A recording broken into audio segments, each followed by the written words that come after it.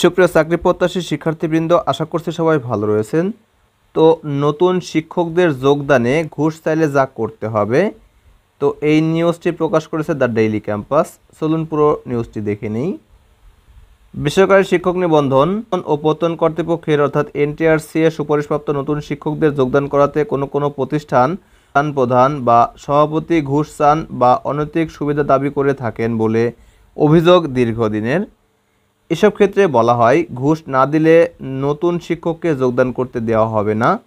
তবে সুপারিশপ্রাপ্ত শিক্ষককে যোগদান করতে না দিলে ফেঁসে যাবেন প্রতিষ্ঠান সংশ্লিষ্টরা। অর্থাৎ যে প্রতিষ্ঠানে নতুন শিক্ষকদের যোগদান করতে দেওয়া হবে না, সে প্রতিষ্ঠানে যারা থাকবে তারা সবাই কিন্তু একটা ঝামেলায় পড়ে যাবেন। যোগদানে বাধা দিলে প্রতিষ্ঠান প্রধানের এমপিও বন্ধ হয়ে যেতে পারে, পদ হারাতে পারেন পরিচালনা কমিটির সভাপতিও। বিদ্যমান এমপিও নীতিমালায় বিষয়টি সুস্পষ্টভাবে বলা আছে। আর কোনো প্রতিষ্ঠানের প্রধান বা সভাপতি ঘুষ চাইলে নতুন শিক্ষকদের এনটিআরসি কার্যালয়ে অভিযোগ দিয়ে জানাতে হবে। অর্থাৎ আপনারা যারা নতুনভাবে সুপারিশপ্রাপ্ত হয়েছেন, চূড়ান্ত সুপারিশপ্রাপ্ত হয়েছেন, তাদের নিকট থেকে যদি কোনো ঘুষ চাওয়া হয়, সেক্ষেত্রে অবশ্যই এনটিআরসি সাইটে অভিযোগ জানাতে হবে, তাহলে তারা একটা ব্যবস্থা গ্রহণ করবে। গত বুধবার বিকালে বিভিন্ন এমপিওভুক্ত শিক্ষা প্রতিষ্ঠানের এন্ট্রি লেভেলের শিক্ষক পদে নিয়োগের জন্য নির্বাচিত 19,586 জন প্রার্থীকে চূড়ান্ত নিয়োগ সুপারিশ করেছে এনটিআরসিএ। পঞ্চম গণবিজ্ঞপ্তিতে আবেদন করে নিয়োগ সুপারিশপ্রাপ্ত নতুন শিক্ষকদের আগামী 19 সেপ্টেম্বরের মধ্যে শিক্ষা প্রতিষ্ঠানগুলোতে যোগদান করতে বলা হয়েছে।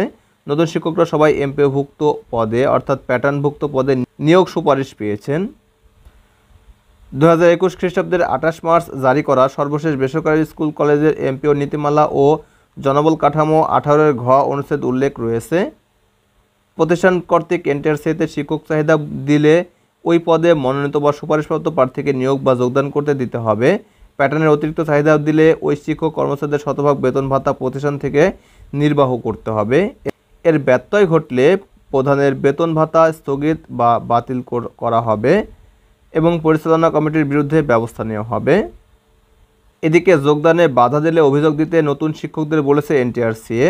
প্রার্থীদের জন্য ইস্যু করা সুপারিশপত্রে বলা হয়েছে, কোনো যৌক্তিক কারণ ছাড়া নির্ধারিত তারিখের মধ্যে অর্থাৎ 19 সেপ্টেম্বর সুপারিশপ্রাপ্ত প্রার্থীর অনুকূলে নিয়োগপত্র ইস্যু করা না হলে কিংবা যোগদানপত্র গ্রহণ করা না হলে সুপারিশপ্রাপ্ত প্রার্থীর অভিযোগের ভিত্তিতে যথাযথ নিয়ম অনুসরণ করে প্রতিষ্ঠান প্রধান এবং ম্যানেজিং কমিটি বা গভর্নিং বডির বিরুদ্ধে আইনানুগ ব্যবস্থা গ্রহণ করতে সংশ্লিষ্ট বিভাগ বা অধিদপ্তরকে অনুরোধ জানানো হবে।